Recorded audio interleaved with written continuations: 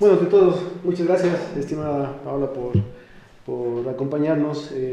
Lo que nosotros estamos tratando de hacer como colegios de ingenieros automotrices de la SOAI es invitar a distintos tipos de profesionales con el afán de poder nutrir de cierta forma nuestra profesión. Nuestra profesión tiene varios matices y uno de ellos justamente es el emprendimiento y uno de ellos justamente es el tema de poder generar nuevas opciones y también abrir los ojos de cierta forma con todo lo que tiene que ver con las nuevas reformas que se vienen dando en el tema de la Constitución y el tema obviamente legal para poder manejarlo de mejor manera. Bienvenida, estimada Paola. Pues Paola es doctora, Paola Vallejo, es docente de la Universidad Católica de Cuenca, tiene una maestría o tiene dos maestrías en lo que es Derecho Laboral y Derecho Constitucional.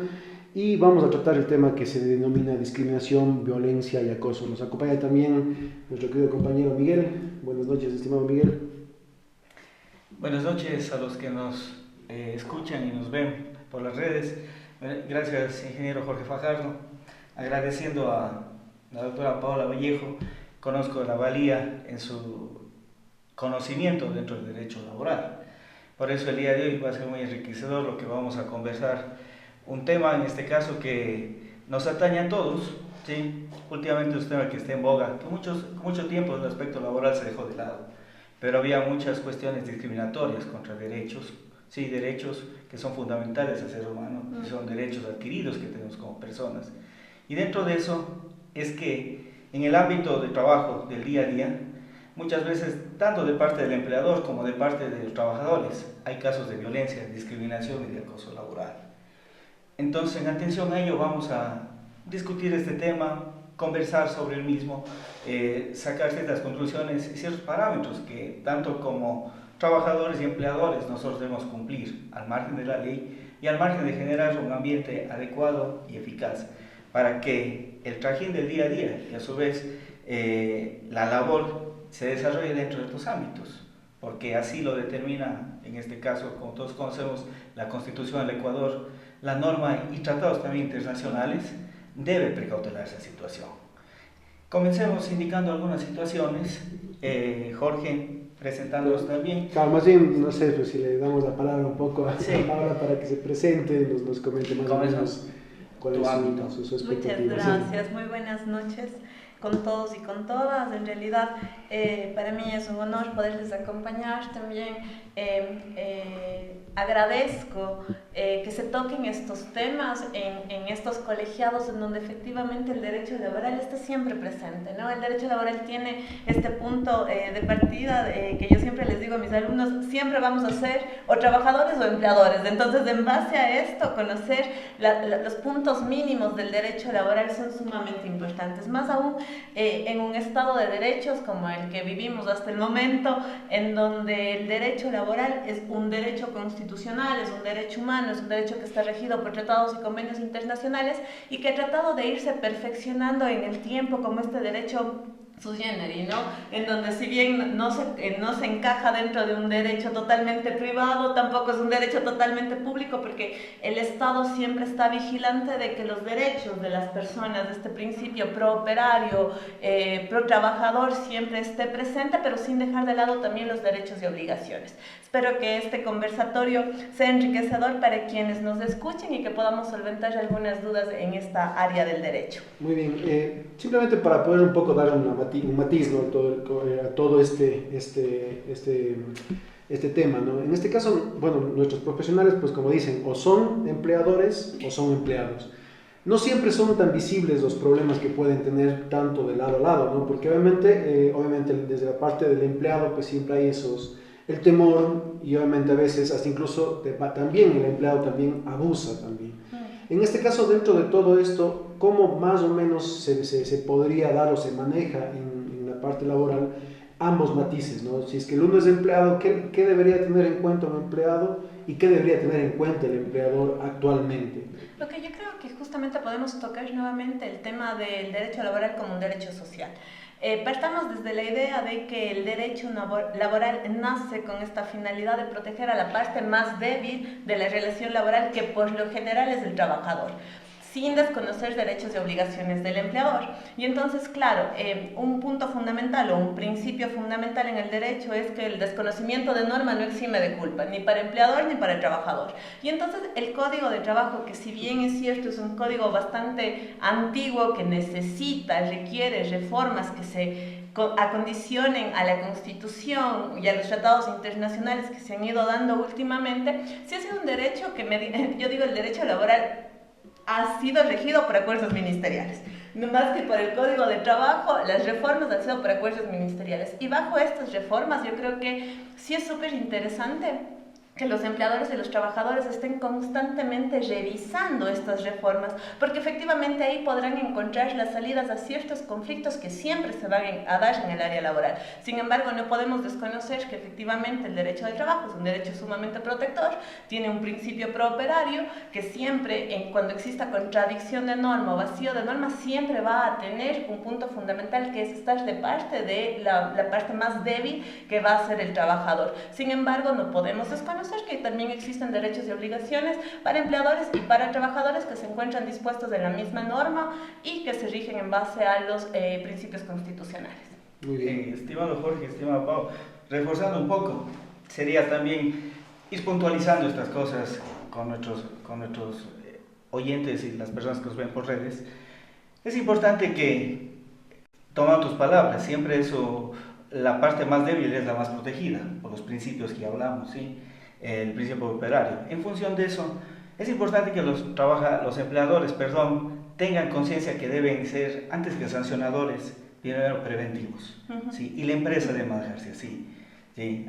Y a su vez, en este caso, trabajadores o empleados, deben conocer primero claramente cuáles son sus derechos para poder reclamar a tiempo. Entonces, sobre esa balanza pensaría que podríamos continuar, ¿sí?, para establecer tanto parámetros para empleadores y trabajadores, ¿sí? El uno previene, ¿sí?, y el momento que tiene que sancionar, ya tiene un insumo para que su trámite y ese empleado o trabajador que no cumple sus obligaciones sea efectivamente sancionado como corresponde. Y el otro, el momento que se siente que su trabajo se está precarizando o disminuyendo, sepa qué vías tiene para reclamar. Sobre ese tópico podríamos en este caso ir avanzando y centrarnos sobre esa situación. Como en este caso, comencemos conversando, cómo en este caso el empleador, en este caso, va a buscar en la relación laboral, en este caso centrándonos dentro del acoso, prevenir que esto no suceda, y a su vez el otro reconocer. ¿Qué opinarías tú, Pau, tal vez en esa situación? Creo que has tocado un punto fundamental que se está dando en la rama del derecho en general, que es esta área del compliance. El prevenir antes que sancionar. Y entonces, claro, el compliance nosotros lo estamos trabajando dentro del área universitaria, dentro de posgrados, como compliance sociolaboral, ¿no? Que el empleador también tenga las reglas claras y sepa prevenir antes que ser sancionado como tal, porque efectivamente, como había dicho el ingeniero, serán trabajadores o serán empleadores, y en su mayoría tal vez pueden ser empleadores, ¿no?, que por el desconocimiento de la norma les va a tocar pagar muchísimo al final, y entonces es mejor prevenir, crear protocolos internos en las empresas para prevenir efectivamente este tipo de situaciones. Y creo que para esto el último acuerdo ministerial, el 102, emitido en agosto del 2025, creo que, a ver, lo que no nos falta en este país son normas. Normas tenemos en exceso. Lo que pasa es que no se cumplen las normas o no hay medidas sancionatorias reales para cuando no se cumplen las normas. Pero este acuerdo ministerial, el 102, creo que sirve como un esquema, un esqueletito que pueden tener internamente los empleadores para efectivamente generar un protocolo de prevención, de detención, de sanción y de evaluación de cómo se está dando el tema del acoso laboral dentro de sus empresas. Perfecto. Ahora, aquí a mí obviamente me nace una pregunta que yo ahí le había notado, es ¿cómo diferencio yo exactamente discriminación, violencia y acoso? De las dos partes, ¿no? Obviamente, como empleador, ¿cómo hago para no caer en esto sin de pronto afectar mi negocio?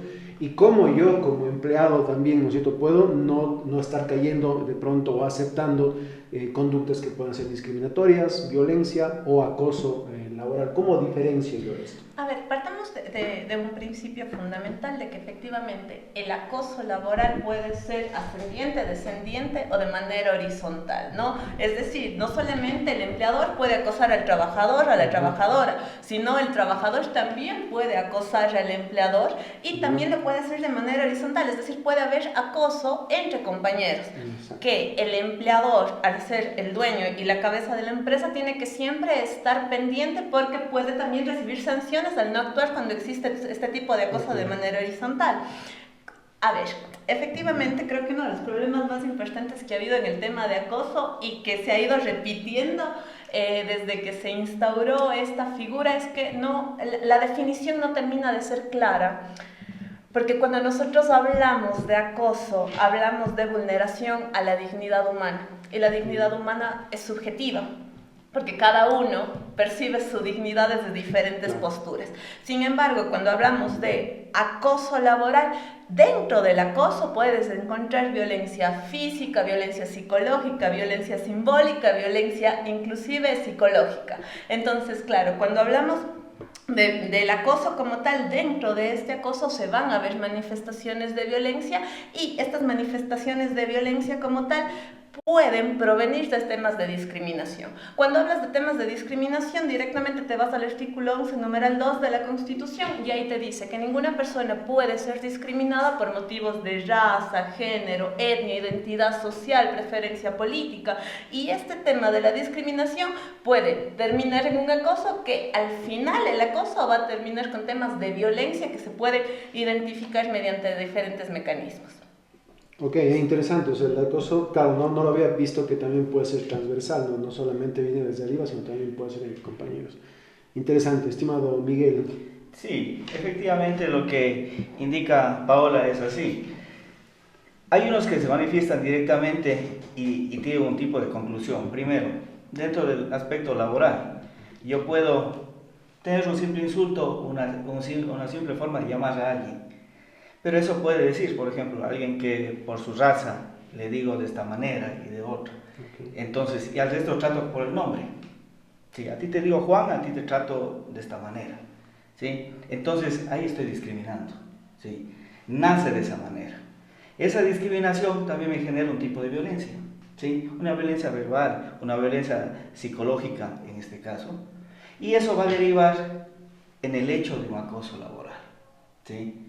Entonces, van de la mano estas actitudes, estas actividades que realiza, ¿sí? Mi compañero de trabajo, a la par, en este caso mi superior, o yo como trabajador, le puedo decir, ve ahí viene el jefe que le engaña a la esposa, por ejemplo, o ahí viene el jefe que solo toma en las cuestiones, o el trato en este caso, entonces también de una forma de, en este caso, molestarle. O a su vez ejercer otro tipo de violencia, ¿sí?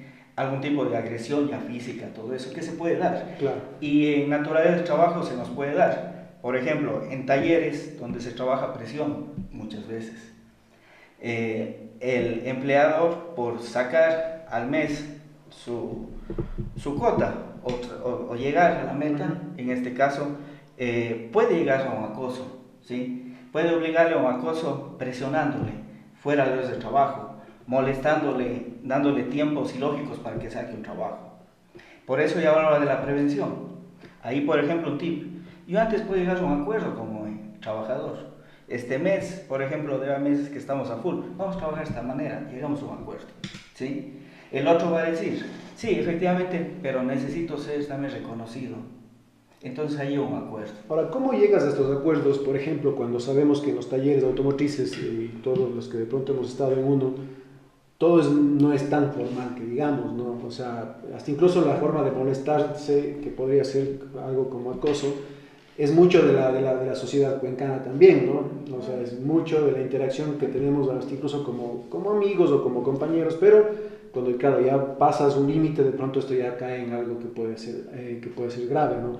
Pero obviamente en un taller no hay un correo electrónico muy común de por medio. ¿Cómo te cuidas de, obviamente, no estás haciendo acoso? ¿Alguien te puede grabar? ¿Cómo justificas legalmente ese tipo de información? Bueno, Paola ya lo mencionó, hay este acuerdo que se emitió en agosto del 2025. Ahí nos habla sobre un protocolo de prevención, ¿sí? Que habla sobre diferentes tipos de ejes. Es bueno generar un protocolo o lo que llamábamos antes, y existe también el reglamento interno de trabajo. En el reglamento interno se ponen las reglas del juego claras. ¿Sí? Eso va a limitar abusos de parte de la parte operativa o del trabajador y va también a limitar excesos del empleador. Si yo no tengo esa base de convenio, compromiso que se establece con el reglamento, o ahora llaman protocolo de la prevención de acoso, no puedo regular. Mi sugerencia sería que lo hagan, ¿sí? Sería que lo hagan para evitar estas situaciones. Por ejemplo, el acuerdo puede decir, nos vamos a exceder tal vez al final del año, ¿sí? Porque hay mucha carga de trabajo, nos vamos a hacer unas horas.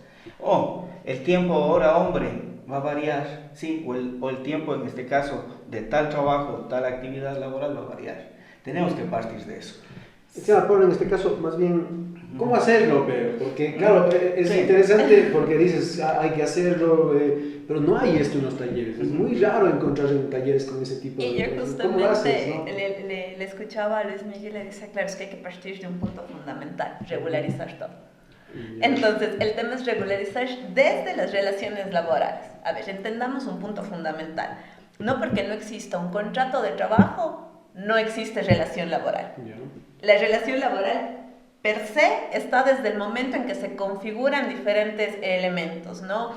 Como la capacidad, que exista causa y objeto lícito, que exista una subordinación, que exista una remuneración y que exista un acuerdo de partes. Y entonces yo siempre digo, entre más específico esté un contrato de trabajo, menos vamos a caer en irregularidades.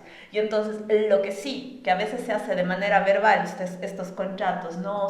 En este tipo de actividades, los contratos más allá de hacerlo de manera expresa funcionan de manera tácita, ¿no? Se van adaptando con la costumbre de cómo ha ido funcionando la situación, pero esto a la larga, de acuerdo al principio properario, puede ser un punto que no favorezca necesariamente al empleador. Y entonces, claro, el empleador no se da cuenta que el momento de no formalizar situaciones podría estar inclusive menoscabando sus propios derechos, porque al no tener reglas claras, el juez de trabajo o el inspector del trabajo, en el momento de evaluar una situación, siempre va a estar a favor del trabajador, porque tenemos el principio de primacía de la realidad, tenemos el principio properario.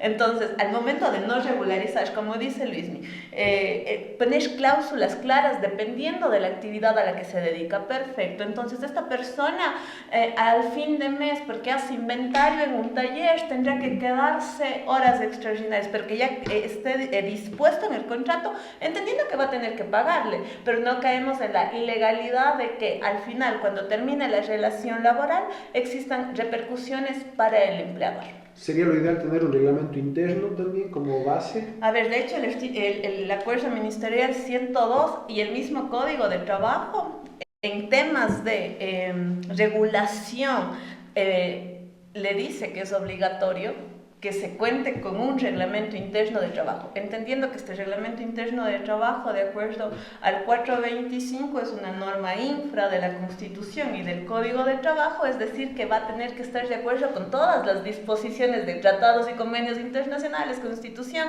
y Código de Trabajo. De hecho, el acuerdo 102 es bastante claro en mencionar de que se tiene que dar un protocolo para la prevención de lo que nos convoca el día de hoy, que son este tipo de acosos, que como Luis me lo ha dicho, inclusive puede ser una llamada de atención fuera del horario de trabajo, porque también hablamos de una desconexión digital. A mí no me pueden mandar un correo o un mensaje, un WhatsApp fuera de horas de trabajo, porque puede ser considerado un tema de acoso y podría derivar en un proceso de visto bueno que termine con un despido intempestivo. O sea, si es que me envían un correo extemporáneo o yo envío un correo extemporáneo, ¿se puede considerar acoso? Podría ser considerado como una causal de acoso laboral que sea evaluada por la autoridad administrativa, cuando hablamos del inspector de trabajo, o por la autoridad judicial, porque entendemos que en materia laboral tenemos dos instancias, la instancia administrativa, que es el Ministerio de Trabajo, y la instancia judicial, que son los jueces. Estos jueces valorarán cuántas veces se ha enviado, por qué motivos se está enviando, podrían considerar como un tipo de acoso y posteriormente determinar que efectivamente existe un despido intempestivo que le va a costar monetariamente al empleador. Ahora, estimado Luis Miguel, Paola, ¿cuáles son los errores más comunes que podemos encontrar? Justamente podría ser el tema de no legalizar, no tener documentado adecuadamente los contratos, no tener un reglamento interno. ¿Esto es lo más común que encontramos en este tipo de errores? ¿O hay otros que de pronto los dejamos de lado y no los estamos viendo? De pronto, como dice, un mensaje de texto, una llamada fuera de horas o hacerte quedar horas que no debes, yo no sé, más o menos por ahí. ¿Qué errores podrían ser considerados que nuestros profesionales podrían estar cometiendo? En el caso de empleadores, primero, como indicó Paola, la relación laboral es contractual, ¿sí? Muchas veces somos tan básicos y nos vamos a un formato general. En un contrato, como en todo en la vida, sea contrato de civil, contrato para comprar una casa, cualquier tipo de contrato, ¿sí? Nosotros podemos colocar todo lo que deseamos, ¿sí? Lo importante es ser específicos, ¿sí? Muchas veces solo colocamos en la fecha que inició la relación laboral actividades generales, ¿sí? Para un trabajador en común. No va a ser lo mismo una persona que se dedica a mecánica básica, a alguien que se dedica a la parte eléctrica, a alguien que se dedica a la tonería. Tiene sus especificidades cada tarea. Entonces, yo le recomendaría que no cometan esos errores, ¿sí? Limiten, en este caso, la actividad para blindarse como empleadores, ¿sí? Ese es un error. Otro error muy grave es no llevar un control de asistencia adecuado, ¿sí? Hay talleres que no estoy diciendo que lleven un reloj biométrico, nada de eso, pero sí debe haber un tipo de control adecuado, porque eso deriva que el día de mañana mi trabajador me pida media horita o llegue atrasado o ya no llegue en la tarde y yo después ¿cómo reclamo? ¿Cómo le desvinculo? ¿Cómo hago un proceso de desvinculación de visto bueno? Entonces hay que ir recabando información para ser preventivo y en el momento que tenga que sancionarlo adecuadamente, porque lo ha repetido Pau, los jueces y las autoridades administrativas se van a ir siempre con el trabajador. Así yo tenga razón como empleador, pero si no generé bien mis procesos, lamentablemente no hay una posibilidad grande que gane el empleador en este caso. Esa será mi visión inicial ante el empleador. No sé, Pau, tal vez otra visión que vos tengas y también sobre el trabajador, que también nos puedes comentar cómo él también puede blindarse. Sí, yo creo que en el tema del empleador, que seguramente van a haber muchas personas que estén viendo este conversatorio y muchos de ellos sean empleadores, yo creo que no rayar en la informalidad. Entiendo que la actividad por costumbre ha tenido como base el tema de la informalidad, ¿no? Pero claro, esta informalidad al fin del día lo que hace es que en el tema laboral termine costando más al empleador. Entonces los errores que sí, como lo ha dicho Luis Miguel, creo que el principal error en el que se suele caer en este tipo de actividades es no realizar contratos que especifiquen derechos y obligaciones que tienen empleadores y trabajadores dentro del área, y a partir de ello también asesorarse. Esto creo que va a ser muy importante para quienes nos estén viendo, porque muchos de ellos seguramente nunca habían escuchado algunas cosas que ahora les estamos diciendo y que va a generar cierta expectativa y también esta necesidad de informarse un poco más o de asesorarse un poco más. Entendamos que en el mundo no somos todólogos y vamos a necesitar la asesoría siempre. Entonces, esta informalidad también, yo creo que otro error grave es no asesorarse por ahí, no sé, bimensualmente o trimestralmente, como asociación, inclusive podrían tener estas reuniones, ¿no?, con un asesor jurídico en donde efectivamente puedan darse este tipo de preguntas, de interrogantes, y que efectivamente este interrogante que le sirve a uno puede ser la respuesta para 10. Entonces, yo creo que sí, no salirse de la informalidad, no acostumbrarnos a este tipo que nos puede, de contratos que nos puede funcionar en un momento, pero nos vamos a chocar con un empleador o con un trabajador que conozca un poco o que se asesore bien y que sepa que este tipo de informalidades le pueden ser muy beneficiosas en el ámbito laboral. Y en el tema de los trabajadores creo que también, ¿no? Para quienes son trabajadores también el tema del desconocimiento y de efectivamente el miedo Porque yo siempre, a ver, esto de que sea el derecho laboral un derecho social que proteja al más débil tiene una razón de ser. Y la razón de ser es efectivamente que quien tiene la fuerza económica dentro de una relación laboral va a ser el empleador. Siempre, si despedimos a un trabajador, seguramente ese empleador tiene 10 más en fila que va a ocupar el puesto de ese trabajador, pero al trabajador le va a costar seguramente 6 meses, un año encontrar un nuevo trabajo. Entonces, el hecho de que existe esta protección tiene una razón de ser.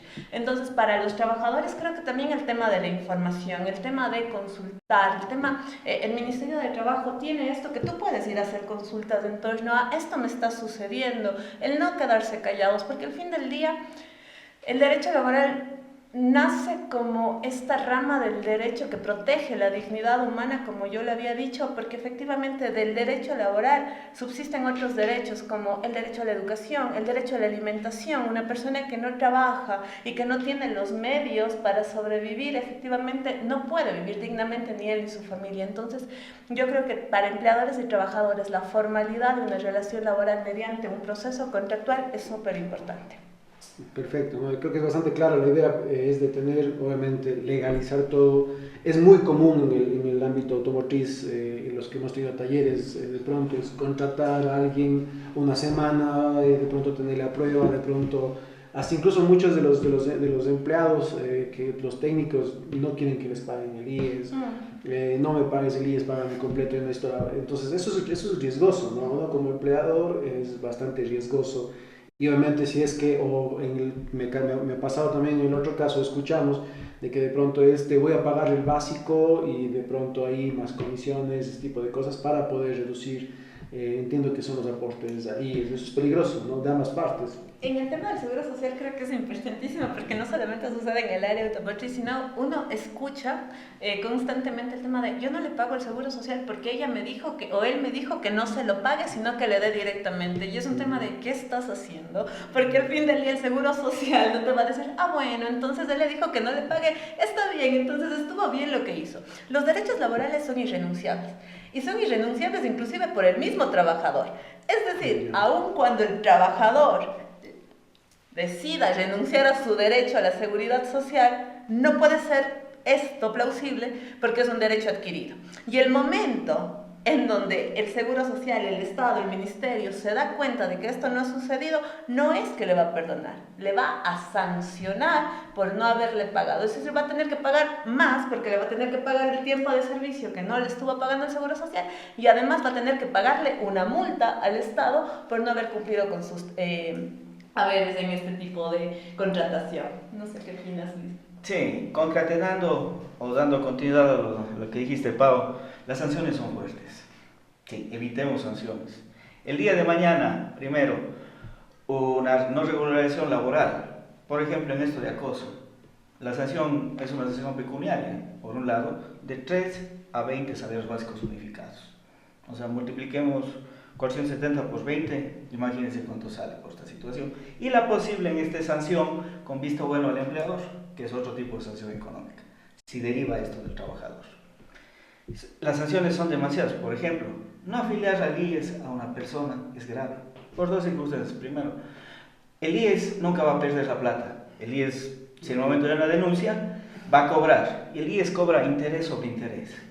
O sea, a veces los intereses que han pasado de 5 o 10 años triplican el capital por el que genera la obligación patronal en mora. Pensemos empleados de esta situación. Más vale regularizar y por este tiempo llegar a un acuerdo con el trabajador. A su vez, otra sanción que se tiene. El día de mañana, como decía Jorge, le contrato a esta persona, ¿sí?, por un mes. Pero, mala suerte, el día 28 se accidenta. Sí, se accidenta y se rompe el brazo o pierde, le mutilan la mano, por ejemplo. ¿Quién va a cancelar esa responsabilidad patronal? Todo eso es el empleador. No son $1,000, a veces va a 40, $30,000. Por no pagar al mes de 470, que está ahora prácticamente es $96, ¿sí?, que corresponde al descuento. Por no hacer ese pago, el día de mañana pago millonazo. Entonces, regularicen porque las sanciones son fuertes. El Ministerio de Trabajo sanciona y el IES nunca pierde dinero. Okay. ¿Sí? Y en el tema presión hay solamente para acotar, recordemos que no solamente hay sanciones pecuniarias, sino que efectivamente ahora existe privación de libertad por el tema de no pagar la afiliación al seguro social. Entonces, claro, nosotros como tenemos este modelo de Estado punitivo, como no se hace o se ha hecho caso omiso al tema pecuniario, el Estado ha visto como una opción el tema también de la privación de libertad a los empleadores que incumplen con este derecho. Entonces, bueno, a manera ya un poco ahí de ir centrando ya para ir finalizando, en este caso, ¿cuál sería la recomendación? Yo tengo mi taller pequeño, o tengo un taller pequeño, voy a contratar al primer empleado, ¿qué debería hacer? Y en el otro, ¿no? Soy ingeniero automotriz recién graduado, estoy nuevito, me van a contratar, ¿qué debería de exigir? A ver, yo ahí creo que es súper importante en el tema de los empleadores. Entiendo que a veces son talleres pequeños que están comenzando, pero justamente por ello creo que tienen que estar bien asesorados.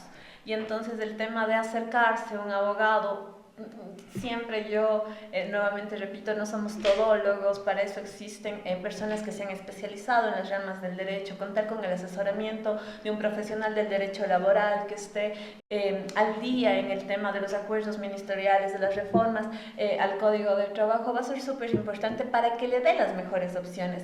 Yo siempre les digo a mis estudiantes, nosotros vamos a ser abogados de Dios y del diablo, del empleador o del trabajador, dependiendo de cómo nos ponga la vida. Y esto hará que efectivamente el abogado, dependiendo a quién está asesorando, le dé algunas claves para llevar esta relación laboral de la manera más interesante posible, pero que también no afecten derechos ni obligaciones de nadie. Y en el caso de los empleadores, que favorezca un poquito más al empleador, y en el caso de los trabajadores, que favorezca un poquito más al trabajador.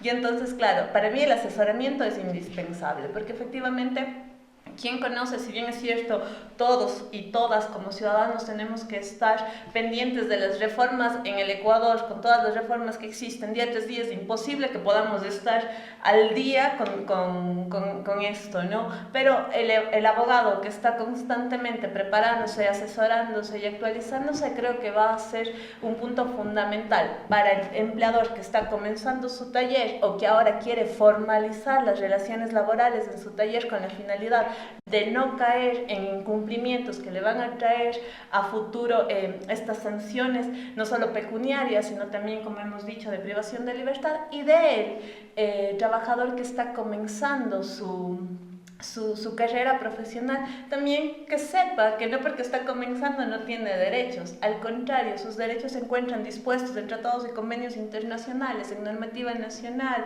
infraconstitucional, que le van a dar un mapa y un punto de partida para que comience su relación laboral. Okay. No sé, Luis. Sí, para finalizar, siguiendo lo que has indicado tú, Pau, hay mucha gente que comienza la vida laboral y a veces la necesidad nos obliga a tomar decisiones que nos complican la existencia. Pero eso no exime que lo que vayamos a firmar o la relación contractual, así sea verbal, tenga en este caso un adecuado derecho para nosotros. Que busquemos ¿qué? Para que lo que nos contrataron sea para lo que estamos trabajando, primero. ¿Sí? Que se respete nuestro horario de trabajo, primero. Que en ciertas actividades que realizamos tengamos una ropa de trabajo adecuada. Por ejemplo, si voy a manejar yo sustancias que son nocivas para la piel o son complicadas, debo tener por lo menos un mínimo de protección. Y ese no solo es un derecho laboral, es un derecho humano ante la integridad. Eso busquemos, ¿sí? No estamos en este caso indicando que no trabajemos, pero busquemos esas cosas básicas, ¿sí? Para nuestra protección personal y para que se reconozca en este caso nuestro trabajo. A su vez, las personas que comienzan su taller, qué bueno, es una ilusión que todos cuando salimos de graduarnos lo tenemos. Pero es importante y reiteraremos regularizarse desde el inicio. El Ministerio de Trabajo tiene plataformas digitales, el Sistema Único de Trabajadores, el SUT, que es una plataforma amigable que los registros no tienen valor alguno. El Instituto Ecuatoriano de Seguridad Social tiene su plataforma y a través de la misma, lo mínimo que podemos hacer es sacar la clave patronal, que tampoco tiene costo alguno, para regularizar. Generar un aviso de entrada, generar un aviso de salida, en este caso hacer pagos, no tiene su costo. Lo importante es ser a tiempo. ¿sí? Y a su vez regularizar a través del SUT también contratos de trabajo y modificaciones tampoco tienen precio, ¿sí? Hemos vuelto a decir, y se volvió una cultura que hay que regularizarla bien, es llegar a un convenio con el trabajador, ¿sí? Desde la pandemia se llegó a esto. Lamentablemente no fue direccionado de la mejor manera, ¿sí? Porque tratamos de hacer, y esto ya es a nivel ya de abogados que hablamos así, tratamos de hacer normativas o reglamentos con situaciones que no están adecuadas a otro tipo de normas. Y eso lleva a que las ideas buenas no lleguen a un buen puerto o no salgan efectivamente con su busco. Tratemos de llegar a un acuerdo, ¿sí? Tratemos de llegar a un acuerdo. Porque reitero, tanto para el trabajador y empleador, en este caso la prevención es importante. Busquemos eso. Recordemos que la máxima cuando somos abogados es el desconocimiento de ley no se exime responsabilidad. Y eso es para todo el ciudadano ecuatoriano. La ley es conocida por todos. Entonces esa es la recomendación, tomando las palabras de Pau, ¿sí? Regularicemos por un lado y por otro lado seamos conscientes de aquellos derechos que tenemos como trabajadores. Okay, entonces la idea obviamente sería buscar la asesoría de un abogado especialista. Me nació ahorita una consulta más, o sea, pero bueno, de pronto no tengo el presupuesto para constar con una asesoría constante con un abogado. ¿Cómo me puedo respaldar? Porque a veces obviamente tiene un costo, cada cita de pronto tiene un costo con el abogado. ¿Cómo puedo mientras hago esto irme respaldando? A ver, yo creo que Luis Miguel ha dado varias plataformas en las cuales uno puede como estar consultando detalles básicos, ¿no? Pero yo ahí, en cambio, efectivamente puede ser que no tenga constantemente, pero recuerden que en cambio me puede costar mucho más el no consultar. ¿Okay? Entonces yo les diría vayan a un asesoramiento gratuito, pero el asesoramiento gratuito de los consultorios jurídicos, bueno, nos puede servir para el tema de resolución ya cuando existen problemas. Lo que yo hablaba del compliance sociolaboral es justamente este tema preventivo que ha tocado mucho Luis Miguel, y cada 3 meses, cada 6 meses, hacer un asesoramiento. Estos son los litigios o los conflictos que se están dando dentro de mi taller. O en el caso, como digo ustedes, ya como colegiados, creo que este tipo de conversatorios resultan súper importantes. Que efectivamente alguien utilice media hora de su tiempo cada mes, cada 2 meses, para actualizarse en temas que están constantemente en boga. Creo que son un punto de partida. Luego podrán surgir como algunas inquietudes más profundas para las cuales tendría que contratar un abogado, perfecto, pero en todo caso ahora sabe que existen procesos contractuales que los va a tener que seguir y por ahí prevenir antes que caer en una sanción. Un punto fundamental, tal vez como punto de cierre de mi parte, es recordar que un trabajador que tiene buenas condiciones de trabajo es mucho más productivo. Y entonces, cuando estamos bajo el miedo, cuando estamos bajo la vulneración de derechos como trabajadores, nos genera este tipo de inquietudes que hace que no trabajemos de manera productiva y de manera satisfactoria. El empleador a veces no se da cuenta que si cumple los derechos del trabajador, si le brinda una seguridad laboral, ese trabajador no se va a querer ir de la empresa, y como no se va a querer ir de la empresa, va a trabajar mejor. Excelente, ¿no? Creo que las recomendaciones son bastante claras. Busquen asesoría, pues creo que a todos los profesionales de pronto que nos están observando el día de hoy, pues realmente esa es la recomendación: buscar asesoría, consultar, y así sean empleados o empleadores, pues consultar, estar atentos, como bien dice Pau, pues buscar, darse un tiempo una vez al mes, una vez cada 2 meses, yo qué sé, buscar el tiempo de asesorarnos, de buscar estar al día sobre las cosas. Un mensaje final, pues, estimada Pau, estimado Luis Miguel. Bueno, siempre agradeciendo a todos los colegas que nos ven, invitándoles siempre a que la iniciativa del Colegio de Ingenieros vaya creciendo por estos tópicos. Hay personas que recién comienzan su vida laboral y recién emprenden. Hay otras personas que, como decimos por costumbre, pensamos que las cosas están bien hechas. No es así. Las cosas van cambiando, la sociedad va evolucionando, los derechos se van reconociendo cada vez más. Sí, recordemos eso. Porque tal vez hace muchos años había empresas que eran intocables, ahora no lo son, ¿sí? Porque la cuestión laboral ha crecido. Así que estos espacios vamos impulsándolos y les invitamos a todos que son empleados y a su vez empleadores, que se inteligencien en todas estas situaciones, que generen documentos claros para que a nivel de que se precautele su gestión, generen los reglamentos que la ley dice, generen un contrato específico. Háganlo y seguro llegará su trabajo con mejores resultados, porque como dice Pau, van a tener trabajadores adecuados en el ambiente de trabajo y a su vez van a tener mejores utilidades. Háganlo y eviten cualquier situación. Agradeciendo nuevamente al Colegio de Ingenieros Automotrices por la oportunidad y adelante con nuestra organización. Bueno, de mi parte, agradecerle tanto a Jorge como a Luis Miguel. Ha sido un espacio interesante en donde efectivamente hasta nos ponemos a pensar en situaciones que no están en la cotidianidad y se pueden dar. Y creo que en este mundo convulsionado, ¿no? Y en esta sociedad, en la realidad que está viviendo el Ecuador, en donde unos pocos nos quieren domesticar y hacernos creer algo que en realidad no está sucediendo y que no va a suceder, porque tenemos normas, hasta el momento tenemos principios, tenemos una constitución que nos ampara como personas, tanto empleadores como trabajadores.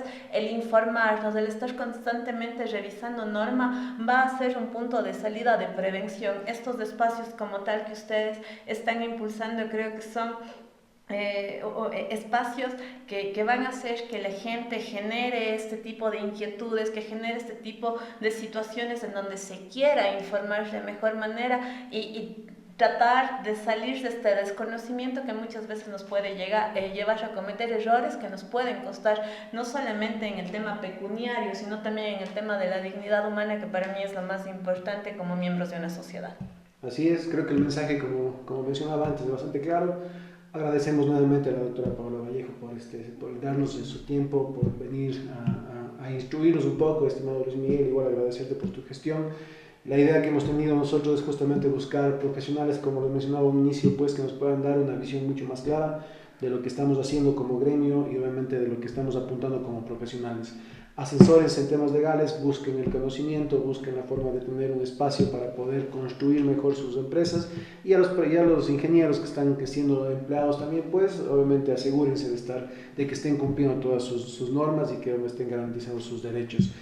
Como Colegio de Ingenieros Automotrices de la SUAY, pues nuevamente agradecerle a la doctora Paola Vallejo por su asistencia, de nuevo Luis Miguel nuevamente agradecerte por el espacio, invitarles a cada uno de ustedes que tienen algún tema interesante que desean que lo abordemos, es que alguien quiere venir a entrevistarse con nosotros en algún tema y se considera que puede darnos algún apoyo, pues siempre las puertas van a estar abiertas a cada uno de ustedes. Estimados colegas, estimada doctora, estimado Luis Miguel, muchas gracias, que tengan una excelente jornada. Muchas gracias. Muchas gracias.